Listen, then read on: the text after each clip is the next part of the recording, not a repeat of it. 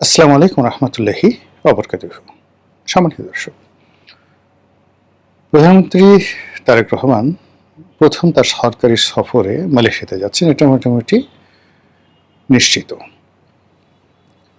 মালয়েশিয়াতে কেন যাবেন, কি কারণে যাবেন, সেখানে আমাদের কি কি প্রোটোকল রয়েছে, উই ডোন্ট নো, আমরা এই জিনিসগুলো জানি না। সরকারের পক্ষ থেকে যেগুলো বলা হবে সেটা হলো পারস্পরিক সম্পর্ক উন্নয়ন, ব্যবসা বাণিজ্যের সম্প্রসারণ। তো এই বিষয়গুলো মূলত কথার কথা, কিন্তু বাস্তবতা হলো ক্ষমতায় আসার প্রায় 5 মাস হতে চলল। বিশ্বের কোনো পরাক্রমশালী দেশ, ক্ষমতাধর রাষ্ট্র এখনো পর্যন্ত প্রধানমন্ত্রীকে বরণ করে নেওয়া, তাকে দাওয়াত করা বা তাদের সঙ্গে একটা দ্বিপাক্ষিক সম্পর্কের যে জায়গাগুলো সেগুলো তৈরি না হওয়ার কারণে বিএনপির মধ্যে এক ধরনের হীনমন্যতা রয়েছে। 2 নম্বর হলো যে প্রধানমন্ত্রী পদে বসার পরে জনাব তারেক রহমান সাহেব যখন দেশের বাইরে প্রথম যাবেন, সেক্ষেত্রে রাষ্ট্রীয় প্রোটোকল গ্রহণ করা, বিদেশি যারা সরকার প্রধান রয়েছেন, রাষ্ট্রপ্রধান রয়েছেন, তাদের সঙ্গে কথা বলা, ইংরেজিতে কথা বলা, কিংবা ধরুন ইংরেজিতে কথা না বলে, যেমন আপনার রাশিয়াতে যদি আপনি যান কিংবা চীনে যদি আপনি যান, তাহলে সেক্ষেত্রে সেখানে যে কথাবার্তা হয়, বা জাপানে, সেটা হল অনুবাদকের মাধ্যমে। তেমনি সরাসরি কনভারসেশন এটার চাইতে অনুবাদকের মাধ্যমে কথা বলা আরও কঠিন। সেখানে বডি ল্যাঙ্গুয়েজ, ড্রেস কোড, তাকানো, প্রায় সব কিছুই যারা প্রতিপক্ষ তারা মার্ক করে থাকে। এবং এটা আমি দেখেছি, মানে নিজে এরকম কয়েকটা সরকারি সফরে যখন গিয়েছি, এরকম অনুবাদকের মাধ্যমে যখন কথা বলতে হয়েছে, সেটা ভীষণ রকম একটা মানসিক অশান্তি তৈরি করে। ধরুন আমি ইংরেজিতে বললাম, ওটা জাপানি ভাষায় অনুবাদ করে দেওয়া হলো, বা কিংবা আমি বাংলায় বললাম, তো এরপর সেটা ইংরেজিতে অনুবাদ করলো কেউ, এরপর আবার সেটা জাপানিতে অনুবাদ করে জাপানি লোকদেরকে শোনানো হলো। এ ধরনের যে বৈঠক খুবই, যাকে বলা হয়, সংবেদনশীল হয়। তো সেক্ষেত্রে প্রধানমন্ত্রী চীন সফরে যাচ্ছেন, সেখানে সঙ্গতি কারণেই তাকে অনুবাদকের মাধ্যমে চীনের প্রেসিডেন্ট বা প্রধানমন্ত্রী তাদের সঙ্গে কথা বলতে হবে। সেই প্রসঙ্গে পরে আসছে। তো প্রধানমন্ত্রী ভারত অথবা চীন, এই দুটো যে রাষ্ট্র, তার মধ্যে ভারতের পরিবর্তে চীনে যাচ্ছেন, এটা প্রায় নিশ্চিত। আর তার আগে মালয়েশিয়াতে তিনি যাচ্ছেন, এটি একটা স্টার্ট আপ। স্টার্ট আপ হলো যে বিদেশে একটা সফরে যাওয়ার যে প্রস্তুতি দরকার, একটি বিদেশের রাষ্ট্র কিভাবে তাকে প্রোটোকল দেয়, সেই জিনিসগুলো হজম করা দরকার।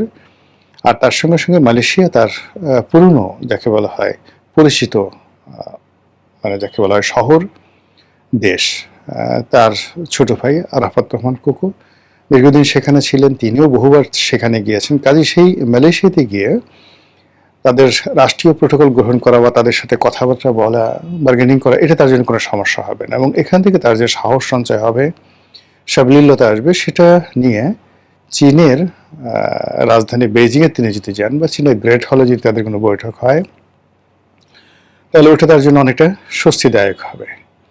তো সেই ক্ষেত্রে চীন যাওয়ার আগে মালয়েশিয়াতে যে যাওয়াটা, এটা সরকারের পক্ষ থেকে যাই বলা হোক না কেন, আমার কাছে মনে হচ্ছে এটা একটা স্টার্ট আপ। আর এর বাইরে অনেক নেতিবাচক কথাবার্তা বলা হতে পারে, থাকতে পারে, সেটা যারা নেতিবাচক চিন্তা করবেন, কথা বলবেন, এটা তাদের ব্যক্তিগত বিষয়। আমি যেটা জাতীয় স্বার্থে সংশ্লিষ্ট বা জাতীয় স্বার্থের সাথে জড়িত যে বিষয়গুলো, সেই বিষয়গুলো নিয়ে আলোচনা করার চেষ্টা করছি। প্রথমত হলো যে এই মুহূর্তে চীন সফর যাওয়া মানে সরকারের যে রাজনীতি, দেশের যে জাতীয় স্বার্থ এবং বাংলাদেশ বনাম চীনের যে কূটনীতি, আঞ্চলিক রাজনীতি, সব মিলিয়ে আমাদেরকে, সরকারকে এবং জনাব তারেক রহমান সাহেবকে মারাত্মক কতগুলো ঝুঁকি নিতে হবে। প্রথম ঝুঁকিটা হলো, ধরুন চীনে গেল, এখানে চীনে যাওয়া মানে চীনের সঙ্গে একটি কৌশলগত সম্পর্ক স্থাপন করা, চীন, পাকিস্তান, রাশিয়া, এই বলয়ে ঢুকে পড়া, এগুলো একটা। আর চীনে যাওয়া, ভারতকে ইনভাইট করা, যে দেখো দেখো চীন আমাদের সঙ্গে খুব ভালো সম্পর্ক করতে চাচ্ছে। আমরা শুধুমাত্র তোমাকে, যাকে বলা হয় সুযোগ দেওয়ার জন্য, এখনো হা করে বসে আছি। কিন্তু তুমি যদি আমাদেরকে শেখ হাসিনাকে চাপিয়ে দিতে চাও, আওয়ামী লীগকে চাপিয়ে দিতে চাও, তাহলে আমরা কিন্তু চীনে চলে যাব। এই যে ভারতকে একটা প্রলোভনে ফেলা বা একটা চাপে ফেলা, এই অবস্থা সরকারের নেই, কিন্তু পরিস্থিতিটা আসলে তাই হবে। এখানে যেহেতু নতুন সরকার, সেই নতুন সরকারকে অনেকগুলো বিষয় চিন্তা করতে হবে। প্রথম চিন্তা হলো যে সে এসেছে কিভাবে। যখন একটা মানুষের উত্থান যেভাবে হয়, তার পতনও কিন্তু ঠিক ওইভাবে হয়। এবং যখন যে মানুষ যেখান থেকে যার উত্থান হয়, ঠিক সেই জায়গাটা যদি মানুষ সম্মান না করে ভুলে যায়, তাহলে তার জীবনে এত সব বিপদ এবং বিপত্তি আসে, এটা বলার মতো নয়। এখন তারেক রহমান সাহেব যে বাংলাদেশে ক্ষমতায় এসেছেন, এটির পেছনটা প্রেক্ষিত রয়েছে, প্রেক্ষাপট রয়েছে, অনেকগুলো সমঝোতা রয়েছে, এবং অনেকগুলো এখানে সমঝোতার সাথে সাথে এখানে কমিটমেন্ট আছে। সেই কমিটমেন্টগুলো কি? জামাতের সাথে কি কমিটমেন্ট, আমেরিকার সঙ্গে কি কমিটমেন্ট, ডক্টর মোহাম্মদ ইউনূসের সঙ্গে কি কমিটমেন্ট, এমনকি ভারতের সঙ্গে কি কমিটমেন্ট, অথবা এমনকি আওয়ামী লীগের সঙ্গেও তো তার কোনো কমিটমেন্ট থাকতে পারে। গত 5 মাসে সরকারের যে মতি গতি, আচার আচরণ, চালচলন, সবকিছু দেখে মনে হয়েছে তারা একেবারে স্বাধীন, একেবারে সার্বভৌম, এবং তারা জনগণের ভোটে ক্ষমতায় এসেছে 100% ফেয়ার নিউট্রাল একটি ইলেকশনের মাধ্যমে, এবং এখানে জনগণ তাদেরকে বিপুল ম্যান্ডেট দিয়ে বিজয়ী করেছে। কাজেই তাদের সব কাজের সঙ্গে জনগণ আছে, তারা যা ইচ্ছে তাই করতে পারবে। সো পর্দার আড়ালে যে সকল কথাবার্তা শোনা যাচ্ছে, অল আর ফেক, যেকে বলা হয় ডাহা মিথ্যা কথা। যদি এরকম হয় খুবই ভালো।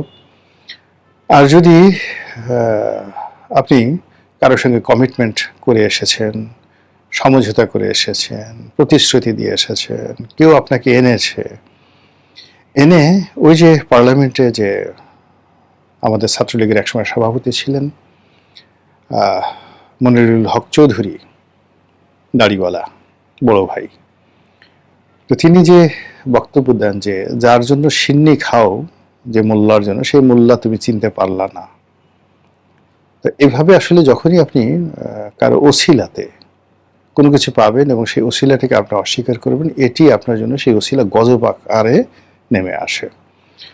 তো সেই ক্ষেত্রে অন্য কারোর সাথে কি হয়েছে বা হয়নি ডাজ নট ম্যাটার, কিন্তু চীনের সঙ্গে বিএনপি যে কোনো সমঝোতা হয়নি।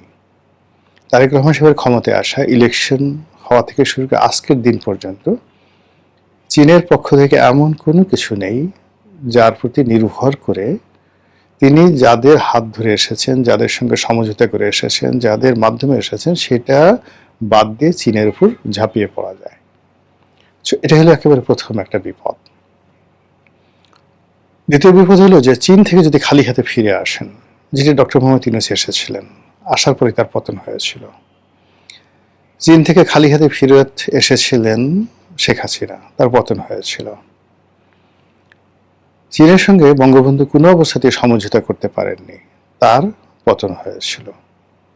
এই জিনিসগুলো বোঝার চেষ্টা করুন। কাজী চীনে যখন প্রধানমন্ত্রী যাচ্ছেন, তাকে অবশ্যই সেখান থেকে নিয়ে আসতে হবে অনেক কিছু। আর চীন এখন তাকে কোনো কিছুই দেবে না যতক্ষণ না পর্যন্ত তার মাথার উপরে মার্কিন যুক্তরাষ্ট্রের খড়গ থাকবে, মার্কিন যুক্তরাষ্ট্রের বাণিজ্য চুক্তি থাকবে, মার্কিন যুক্তরাষ্ট্রের নিষেধাজ্ঞা থাকবে। এই ক্লিয়ার না হওয়া পর্যন্ত কখনোই চিন্তাকে গ্রহণ করবে না। জিনিসটা একেবারে এরকম যে আপনি ইউআর কনজারভেটিভ মুসলিম, কনজারভেটিভ মুসলিম একজন সুন্দরী নারীকে আপনি বিয়ে করতে চান, মন প্রাণ দিয়ে আপনি ভালোবাসেন, আপনাকে তার প্রয়োজন, কিন্তু সে অন্যের স্ত্রী।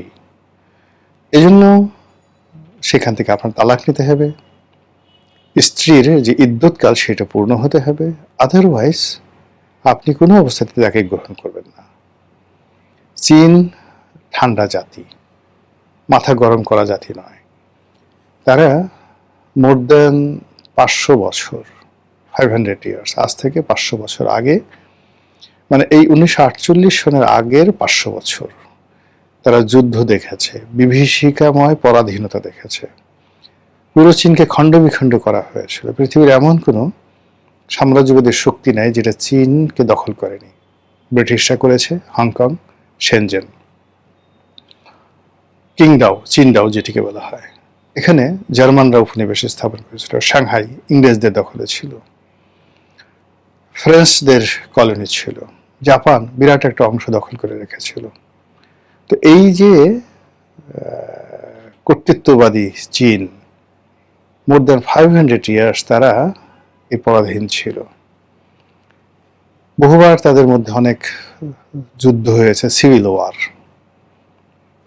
তারপর এমনকি সেই চৈনিক বিপ্লবের পরে এখানে কয়েক দফা, প্রথম বিশ্বযুদ্ধ, দ্বিতীয় বিশ্বযুদ্ধ, এরপরে চীনা বিপ্লব মাও সেতুং এর নেতৃত্বে, চীনা বিপ্লবের পরে প্রতি বিপ্লব, এরপরে দেং জিয়াওপিং এর নেতৃত্বে অর্থনৈতিক রেভলিউশন, ফাইন্যান্সিয়াল রেভলিউশন, এই পুরো জিনিস তারা দেখেছে, অনুভব করেছে, বুঝেছে।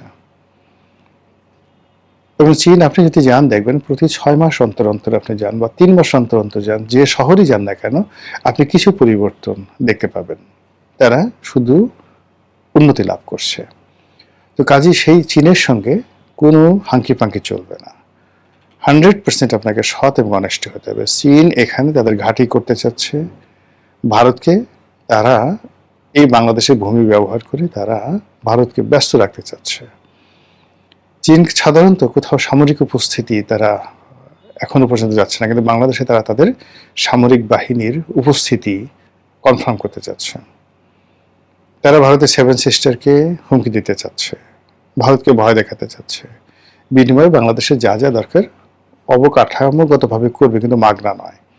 চীন এরকম একটা জাতি যে জাতি আপনাকে ঋণ দেবে এবং সেই ঋণের বিনিময়ে আপনার সব কিছু ছিনিয়ে নেবে। শ্রীলঙ্কার মতো একটি দেশের একটা বন্দর নির্মাণ করার জন্য চীন অর্থ দিয়েছিল।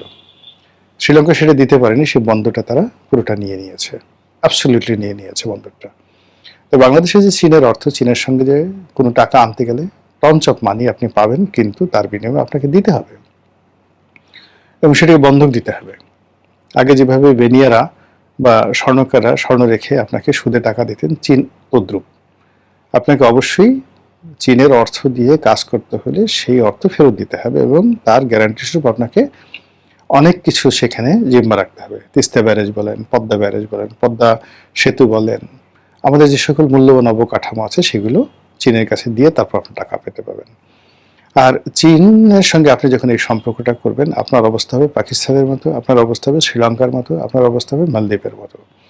কিন্তু পাকিস্তান যেটি পেরেছে তাদের সামরিক বাহিনীর কারণে, আমেরিকার সঙ্গে যুগবৎ সম্পর্ক রক্ষা করতে পেরেছে, কিন্তু আপনি বা আমরা এই পর্যায়ে এখনো পৌঁছিনি। এরপরে যে সমস্যাটা হবে সেটা হলো, চীনের সঙ্গে যদি আপনি এই কাজটি করতে পারেন তাহলে শুধুমাত্র মালদ্বীপ যেভাবে বা নেপাল, শ্রীলঙ্কা যেভাবে চীনের সঙ্গে, বা মায়ানমার যেভাবে চীনের সঙ্গে বন্ধুত্ব করেছে, আপনার মডেলটা হবে ওই রকমই একটা মডেল। আর তখন পুরো রোহিঙ্গা সমস্যাটা আপনার ঘাড়ের উপর চলে আসবে। আমেরিকা এদেরকে অস্ত্র দেবে দেশের মধ্যে, মানে আপনি আমেরিকা যদি আপনার উপর চড়াও হয় তাহলে ভারত সরাসরি এখানে আক্রমণ করে বসতে পারে এবং এখানে ভারত তখন আর কোনো চোখ বুজে থাকবে না। সে এখানে চীনের উপস্থিত ভারতের সমস্ত ধৈর্যের বাঁধ ভেঙে যাবে। আজ সীমান্তে যে ঘটনাগুলো ঘটছে, পাহাড়ে যে ঘটনাগুলো ঘটছে, সমুদ্রে যে ঘটনাগুলো ঘটছে, দিল্লিতে, কলকাতাতে, আগরতলাতে যে ঘটনাগুলো ঘটছে, সেগুলো কোনোটাই আমাদের ফেভারে নয়। আর এই বিষয়গুলো মোকাবেলা করার জন্য আমাদের আসলে এই মুহূর্তে কিছুই নেই। আমাদের সেনাবাহিনী অনেক বড় সেনাবাহিনী, সব ঠিক আছে, কিন্তু আর্মস অ্যামুনেশন বা ইরানের মতো আমরা 24 ঘন্টা যুদ্ধ করবো ভারতের সঙ্গে, এমনকি মায়ানমারের সঙ্গে সক্ষমতা আছে বলে আমার কাছে মনে হচ্ছে না। এই আধুনিকায়ন আমরা কখনো করিনি। আমরা শুধুমাত্র তাদেরকে পোশাক দিয়েছি, বিলাসিতা দিয়েছি, তাদের যাতে পেট স্ফীত হয়, মোটা তাজা হয় পেট, নিতম্ব পাছা, এইগুলো যাতে যথেষ্ট চর্বি জমে, মাংস জমে, সেই জিনিসগুলো আমরা করেছি। দামি বাড়ি গাড়ি সব কিছু, তারা যেন স্টাইল করে কথা বলে, ইংরেজিতে ফুটফাট করে, এরকম।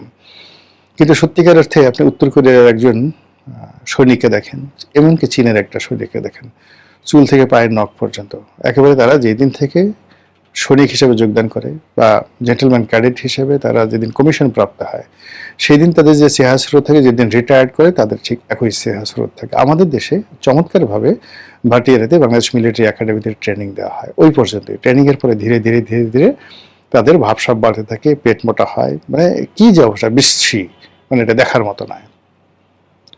তো সেই দিক থেকে আমরা এই মুহূর্তে কারোর সাথে যুদ্ধ করার জন্য না, যেটা আমাদের সেনাপ্রধান বলেছেন, আমরা আসলে যুদ্ধ করি না, মানে যুদ্ধ যাতে না করতে হয় এই জন্য আমরা তাদেরকে ভয় দেখাই বা আমরা ওইরকম একটা কাজ করি, এরকম নানা কথাবার্তা তিনি বলছেন এবং সেটা নিয়ে প্রচুর ট্রল হয়েছে। তো সেক্ষেত্রে চীন থেকে যদি আপনি খালি হাতে আসেন, আপনার রাজনীতি শেষ।